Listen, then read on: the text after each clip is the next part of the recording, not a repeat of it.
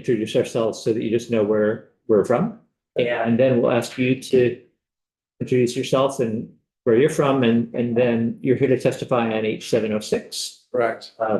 So I'll start. I'm David Durfee, chair of the committee, and I represent Shaftesbury and Sunderland in Bennington County. Rodney Graham, represent Orange 3, which is Williamstown and Chelsea. Yeah, Jed Lipsky, representative from Lamoille 1 District, Stowe, and in full transparency, Kevin is a constituent of, although actually lives in Lamoille, Washington District, so not a direct constituent. Henry Pearl, I represent the towns of Danville, Peachum, and Peck. Charles Wilson, I represent Caledonia 3, which is Lindenville, Sheffield, Wheelock, Newark, and Sutton. And I'm David Templeman. I represent Orleans 3, which is Brownington, Barton, and Westville. Josie Levitt, Grand Isle, Chittenden, which is all of Grand Isle County and a little bit of West Milton. Mike Rice, Bennington Rutland District, Danby, Dorset, Landgrove, Mount Tabor, and Peru. John O'Brien was Orange 1, which is Railton, and my hometown Tunbridge. Esme Cole, Windsor 6, Hartford. Heather Supnut, Windsor 4, Barnum, Pomfret, Bridgewater, West Hartford. Wonderful. And Sidonia's over here, helps with our scheduling. You may have met, so All right. turn it over to you. Sure. My name's Kevin Comer. I'm the director of agronomy at the club at Spruce Peak, which is in Stowe. And the club at Spruce Peak encompasses 2 golf courses. So I manage 2 golf courses. The mountain course, which is on the resort on the mountain, and then the other golf courses in the village of Stowe. So I manage 2 golf course properties. I have a bachelor's degree from the University of Massachusetts in plant and soil science. I've been in the golf industry in one shape or another for about 30 years.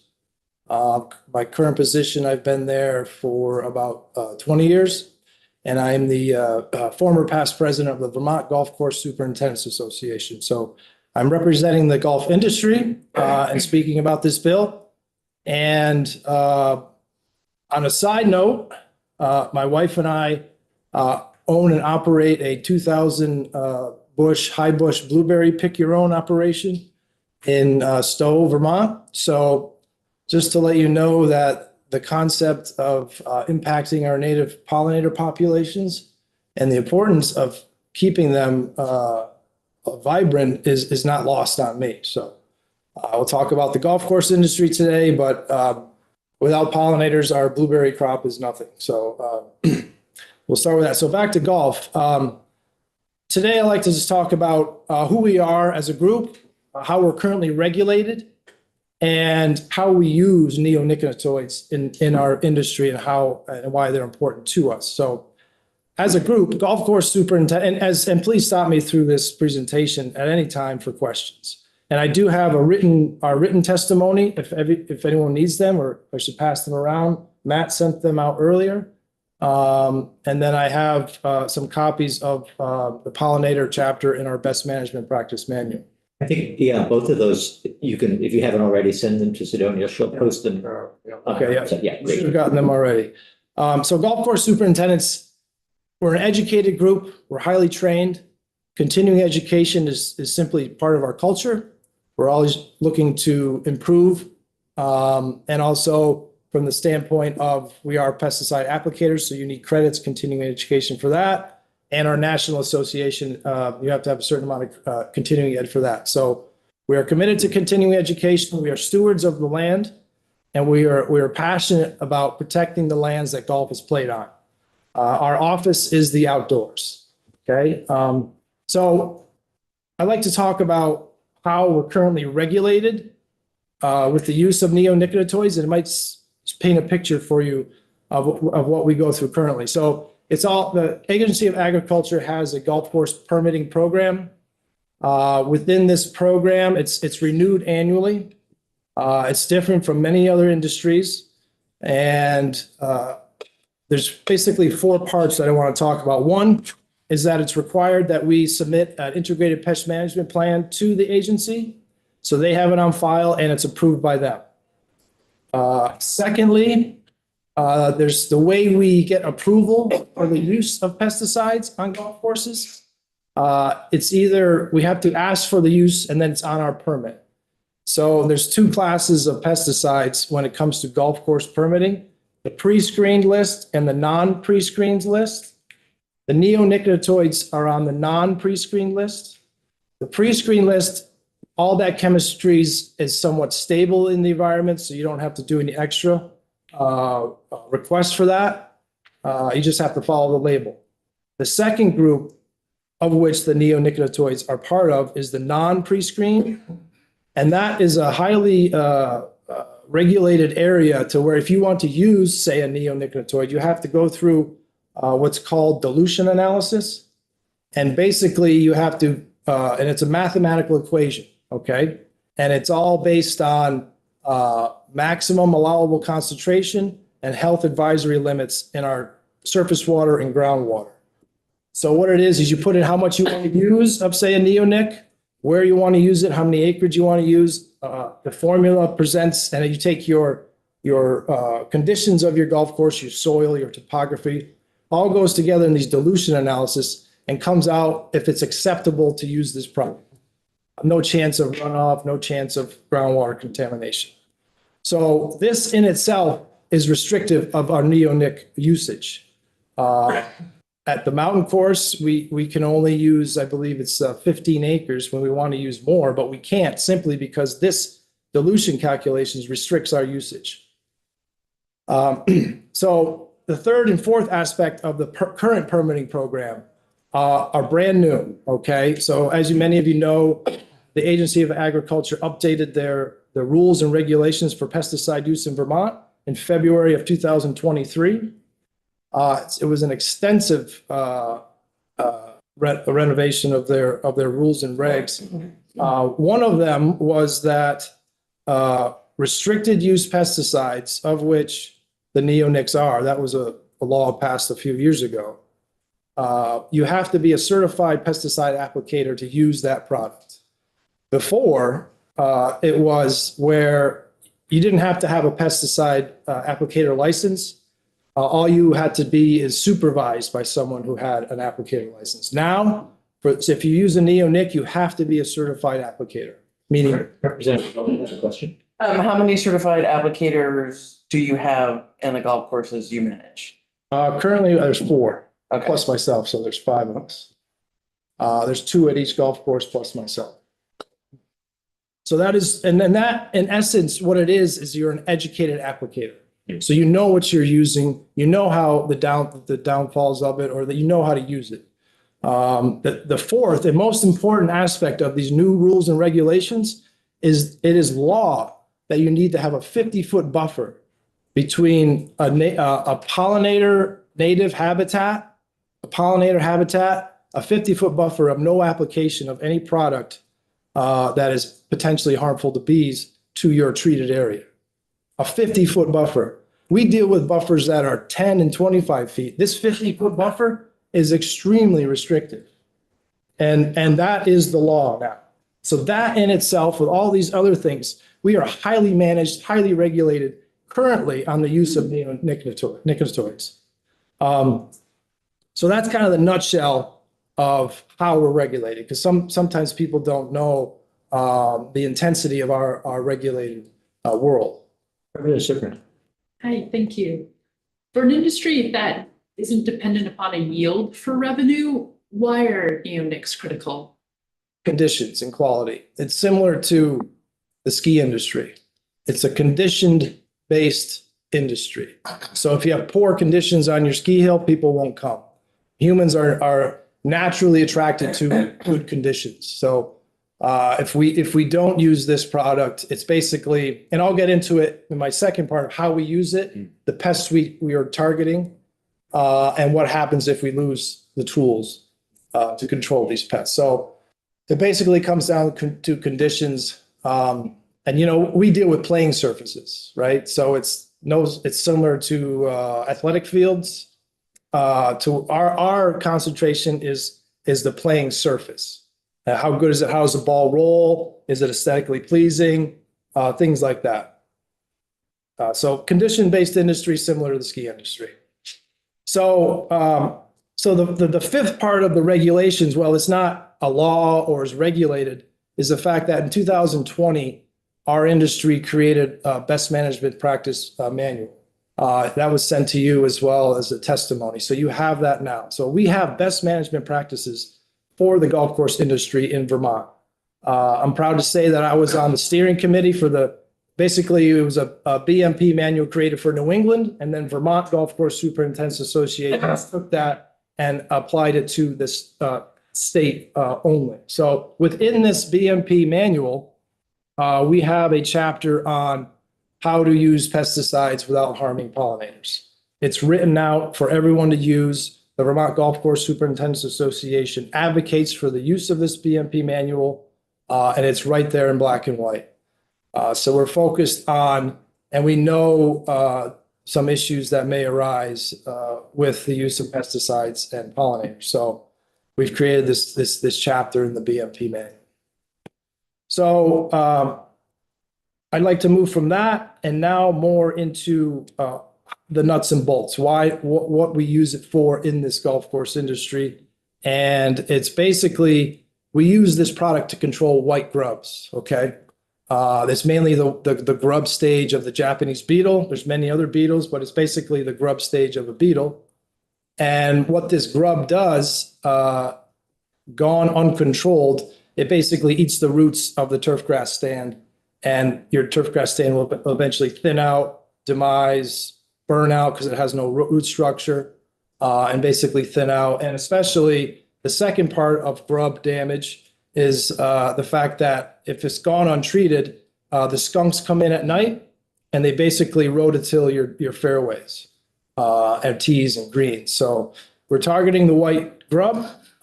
It's used on tees, greens, and fairways. Sometimes in the rough and the tees, greens, and fairways, we mow that at a 1/2 inch to 1/8 of an inch. So highly managed areas. The outer areas are called roughs, and those are managed at 2 to 3 inches. And sometimes the neonics are used in this area. Representative Levin. Two-part question. I hope I remember it. First part, take that second because it's the one I'm going to forget. How many acres are we talking about with 2 golf courses that are going to be treated with pesticides, and how often do you do it during the golfing season? Okay, your second question is probably the most important. Okay. So when you target white grubs, it's 1 application per year. It's done early July to mid-July. It's a preventative treatment, not a curative treatment. Okay, so that is the biggest part of this whole thing, is that neonicotinoids are used once a year on golf courses to control white grubs. And when it is applied, I'll get to how we use it, but your first question was how many acres of turf? So both golf course properties are about 150 acres, and about half of that is turf managed areas. So call it 70 acres at each golf course. So we're talking, I manage 150 acres of managed turf grass, while it's probably 300 acres of actual land. Okay. And in the state of Vermont, there's about just over 60 golf courses. And the Agency of Agriculture has all of that information, all of the acreage, because what we have to do now, too, part of our pesticide permit is we have to actually submit how much fertilizer we use. So we're submitting how much pesticides we use and how much fertilizer and the acres we do that on. So they know all that information. So more of the nuts and bolts of how we use it. It's applied once a year in early July to control preventatively, to control the white grub, and it's irrigated in right after application. Now we're applying it on pure turf, which is the greatest filter on earth. We're applying it on the turf grass. We're irrigating it in right away or at night. So that product goes into the thatch or top part of the soil. And then the neonic is absorbed by the plant. It doesn't sit in the soil. It's not a contact. It's absorbed by the plant. And the theory is the grub will eat the roots of that plant and then die. And it's being controlled. Similar to how you apply neonics to your pets. You put it on its skin, pet absorbs the neonic. When the tick bites into the bloodstream, it dies. Same concept.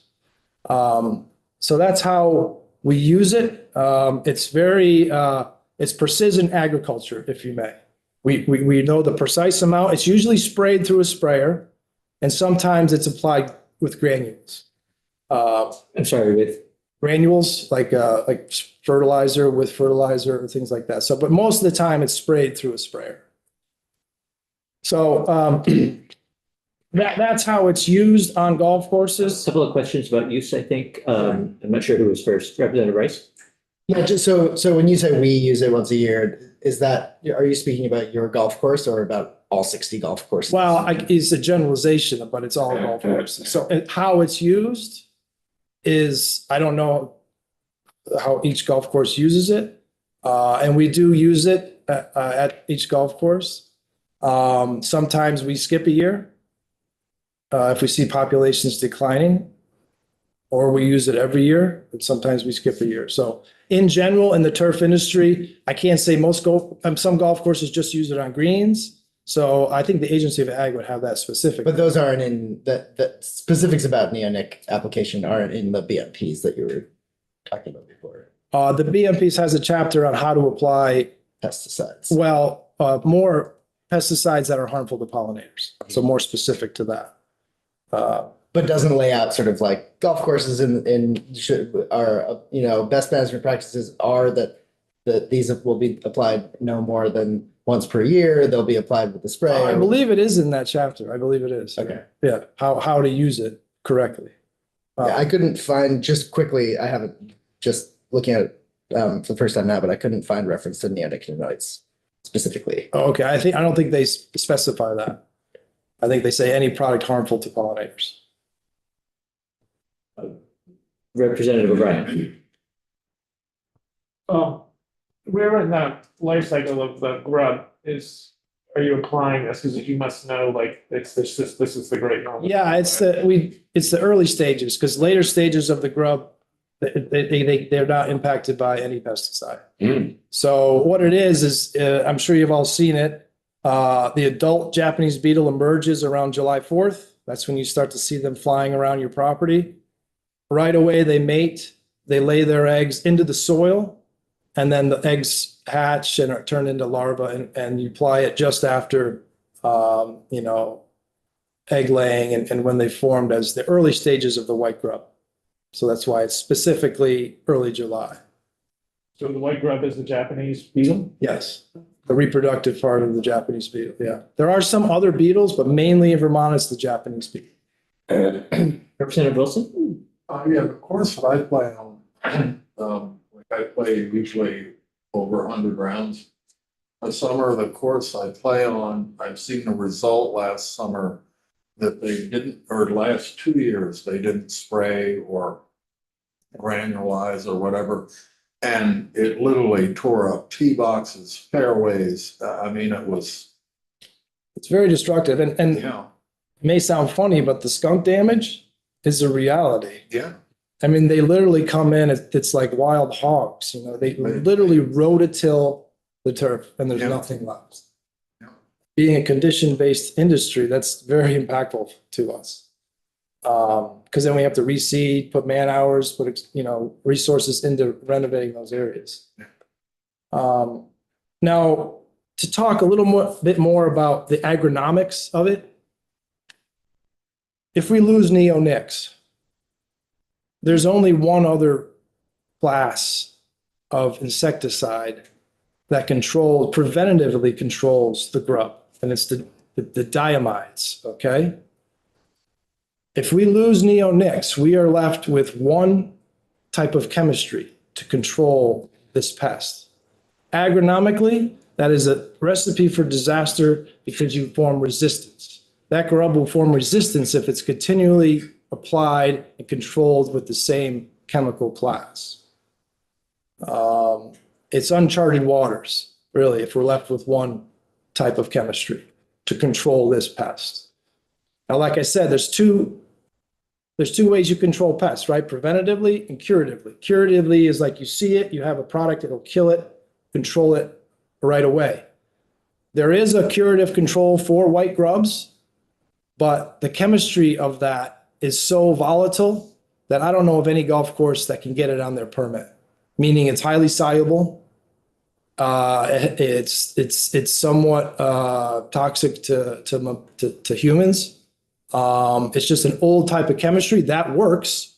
And most of the time, if a golf course is in a situation like yours and they're like, oh my God, what do we do? You can't get it out of your permit because all that dilution calculations, they usually have to ask the Agency of Agriculture for a special use permit. And I know the Agency of Agriculture will listen to the situation and they will give out special use permits for the use of Dialox. So if neonics go away, we're left with one preventative treatment and one curative treatment that no one has on their permit. And if they do, it's for like a third of an acre. It's really not that impactful. So I'm just going to ask maybe it's not an obvious question, but right now, if golf courses are strictly using the preventative neonicotinoid, wouldn't you run into the same problem of? We have the ability to switch classes, and that's what a lot of agronomists do. We'll switch class. We'll use the neonics for a couple of years, and then switch classes to this diamide class. That's the tool. That's the strategy. It's called rotation. The diamide is also a preventive? Yes. Okay. It's called rotation. It's simply chemistry rotation. We do it with fungicides, we do it with insecticides, we do it with herbicides to prevent resistance. Representative Rice. We've heard some testimony on the farm side of things that pests haven't or don't developed that neonics continue to be effective, that they're not developing that resistance. Is there a reason Well, resistance happens over decades. which is how long we've been using neonics? Yeah, I don't know. I can't speak to the agricultural community, but it's the agronomic theory. If you're left with one chemistry class, everything tells you that you are bound for resistance. That's a theory that I'd rather not test. Thank you. That you can. Oh, I'm sorry, Representative Levitt. Just a quick question. I'm just curious, and I'm sure the answer is going to be no. Have you or any golf course tried natural pesticides? The only option is BT, Bacillus thuringiensis. At most, the studies have shown has 50% efficacy. Have you tried it? I Or haven't are you tried just it. going off studies? Just off of studies. Okay. Thank you. And then neonics, as you probably heard, are human toxicity is almost zero. It's very safe chemistry to use and apply. And you use it at low use rates too. I believe last year, the golf industry used 200 pounds of neonicotinoid active ingredients. So if you think about it, it's not a large number, 200 pounds of active ingredient. So the last bit I just want to talk about is that a golf course is simply not an environment that bees forage in. It's a closely mown turf grass. Most of the time, it's in the absence of weeds, so you lose any flowering aspect.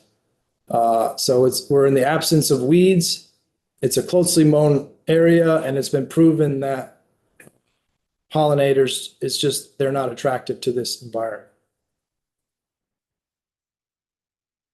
So, at the end, I would just like you to take away the fact that we're an educated group of individuals, dedicated to continuing education. We're professionals. We're currently highly regulated on the use of neonicotinoids. We're applying them properly in the absence of pollinator habitat. So we'd just like to have you consider those facts. Thank you. Representative Templeman had a hand up. So in the world of ag, we have different certification models, organic, EcoCert, conventional. What you're describing to me sounds like a conventional farm. Are there other certified methodologies that are certified in the golf world that are not following this regime, that may be following a more ecological, sensitive regime? Well, there's kind of two parts to that. One, organic turf grass management and conventional turf grass management the difference is the Grand Canyon. It's massive. So I don't know if any, or maybe one or two in the country that are practicing that. There is one program, it's called the Audubon International. It's an offshoot of the Audubon Society. It's a great program. We are members at the mountain course. It's called Audubon International Signature Sanctuary. And in that, it's just trying to promote sustainable land management. So that's the only one I know of. And we are currently doing that at the mountain. And you mentioned the two maybe in the country that are practicing something alternative. Yep. Can you point me in that direction? The Vineyard Club in Martha's Vineyard is one of them. And I'm not sure of any others. Okay, thank you. It's the Vineyard Club. Very good. Representative Lipsky. Yeah, thank you, Chairman Derby. Thank you, Kevin. A couple of questions. One has to do with when you spray or maybe distribute particulate, how soon after you do that do your sprayer, your watering system come on to get them into that? It's best to do it immediately. Depends on golf, but the label says it can be at night. So it could sit there bound up on the leaf blade and then you irrigate at night and get it into the thatch. So ideally you do it right away if you can, if you're not getting in the way of the golf for the day. But it's mainly recommended to do it right away or at night. When do you guys do it? We try to do it right away. But at night, you're not going to lose any efficacy from the product, or the product is not going to degrade in any way. And then the second question, we've taken some testimony from, I don't want to call them pomologists, but orchard producers, or from one in particular, Central Vermont. And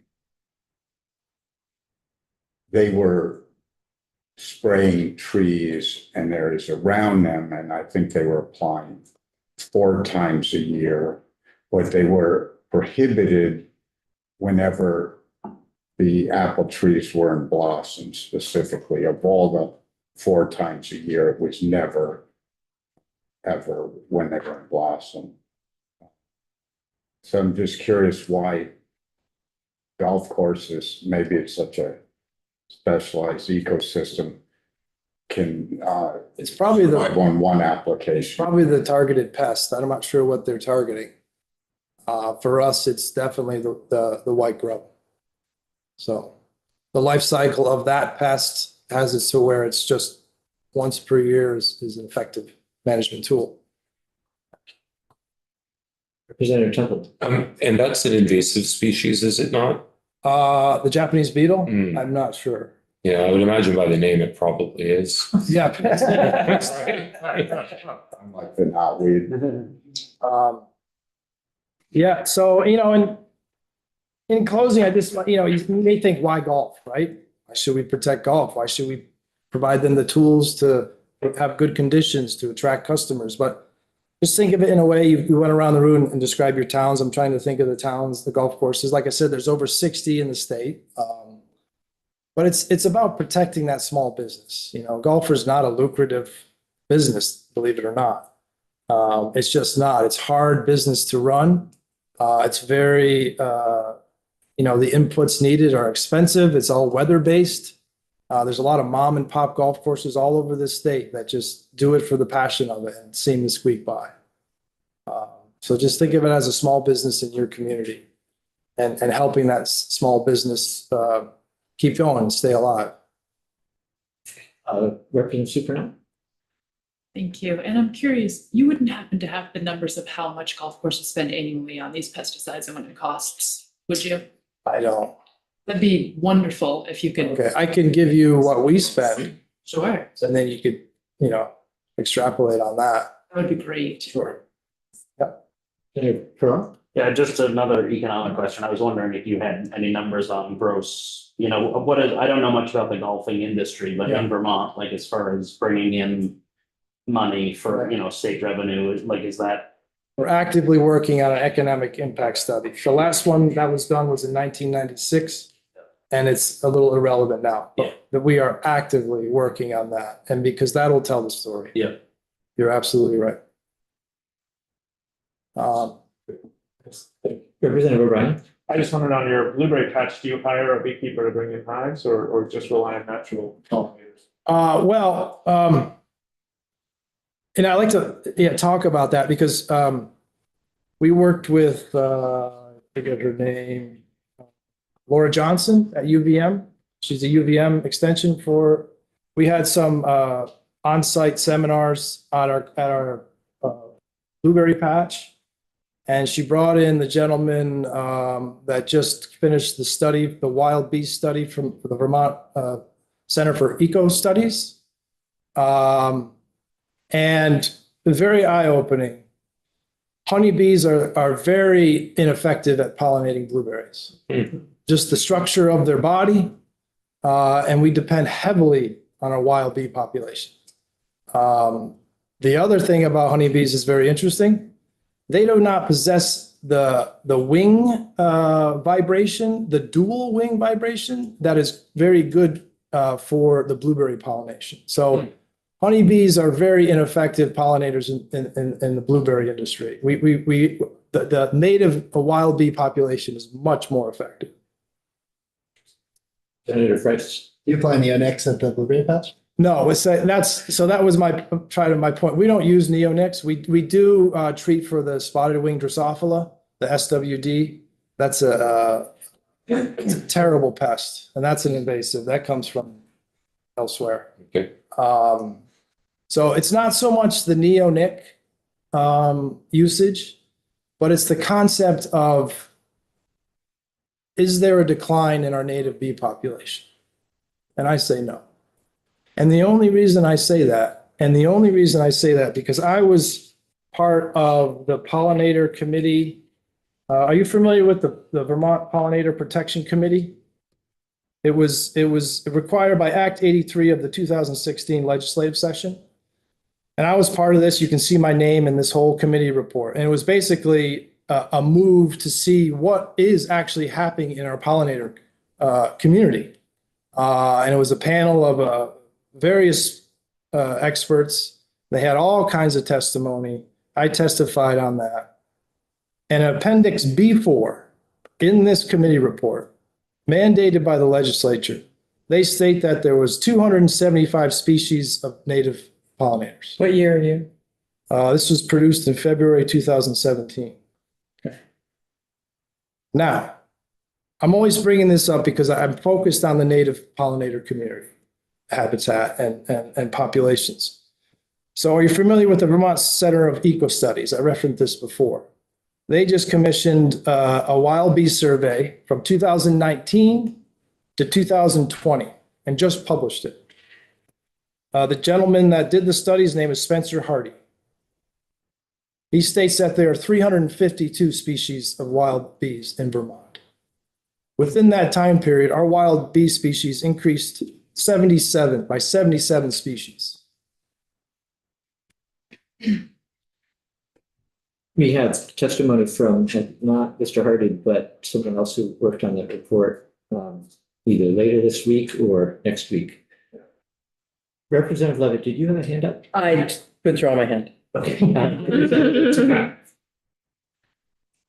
That's so fascinating to hear that you say no. I just present the facts, that's it. Sure, and I think I will also maybe try to present some facts in addition to yours, is that we had somebody who was a PhD student from UVM who studies pollinator health and has perhaps a more recent study that says we have over 350 native bee species in Vermont with a 28% loss of historical diversity, and over 30% of Vermont's native bee species are ranked as critically imperiled. So I'm just curious at how you would maybe respond to that. I can't speak to that.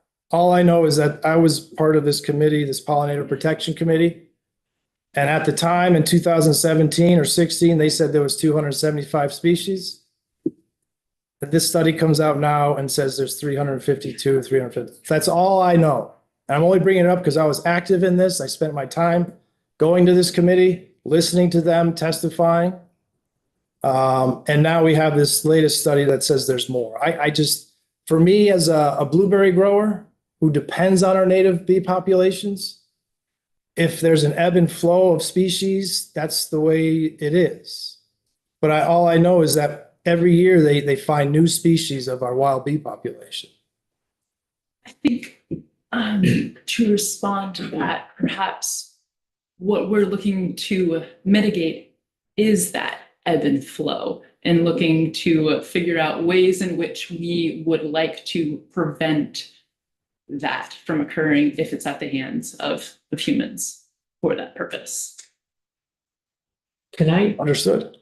Can I ask Kevin, we heard testimony that neonics were introduced only as recently as the 90s, at least for agricultural purposes. Prior to that, were golf courses reliant on the other class of chemical you mentioned? It was mainly curative. Dilox is the name. So it was mainly a curative aspect. And prior to that, in the 70s, I mean, they used lead, arsenic, mercury. So those pretty much controlled every insect, right? So you can't use those anymore. So it was never, the neonics and the diamides, there's a completely new management style. Meaning that they're a preventative, low use rates. So prior to that, it was old chemistries that were used. Wondering also, I'll get to you, Representative Templeman, just if you can speak at all to the makeup of the 60 courses that we have in Vermont today, whether that has changed over the last decade or so, and whether there are smaller courses that are having to close up that are maybe being replaced by other courses. Has it been steady? Has it been changing? It's fairly steady. There was some increase in newer courses. So I would say in the past 20 years, well, actually, I mean, the mountain course is probably one of the only newer golf courses, but within the past 20 years, 25 years, maybe only 2 or 3 have been added to the list. It's been fairly steady all that time. So there's no growth rate, so to speak. Representative Templeman. So I looked a little bit at the Martha's Vineyard course. It actually looks really interesting, though. What stands out to me at first look is that it's an incredibly labor-intensive process. Yeah. They're out there in the mornings drying off the grass as opposed to using fungicides. I'm wondering about the cost of managing a course that way in comparison to the kind of tourism that may attract. I mean, Right. as somebody who's eco-conscious, Yeah. I've chosen not to play golf intentionally in my life. I would love to be able to play golf on a course that's organic. Mhm. In my own state would be fantastic. Mhm. What would it take for you guys to go there? Well, yeah, the Vineyard Club, that's where Barack Obama plays. That's where he summers. It's a extremely expensive private golf course. So your budget's easily double Yeah, just due to the labor. Like Right. your hand roguing, hand picking weeds, yeah. that's a big part of it. Getting the dew off and things like that. So it's not, and they probably use a lot of BT, maybe some other products. You actually mentioned BT. Yeah, so it's a chance that they had to take due to the Martha's Vineyard local authorities. Mhm. Yeah. Would you go that way if we outlawed neonics? No, we wouldn't. We believe in modern chemistry. Representative Lipsky, you got a hand up? Yeah, it just, obviously, we've watched the ski industry move rapidly. There were hundreds of lost ski areas, but those surviving seem to be being swallowed up by consolidation. We've watched large dairy farms get larger as we've lost hundreds of small dairy farms. But it seems like in your unique industry, there hasn't been pressure to consolidate. Just the fact that they're still mom and pop. Yeah, I mean, you find boom and busts in the industry, right? A big one was Tiger Woods. That got a lot of new golfers out there. That was a boom for our industry. And I hate to say it, but COVID was brought golf back. It was a safe outdoor sport where people can recreate, spend time together in a safe environment in the outdoors. It was a boom for our industry.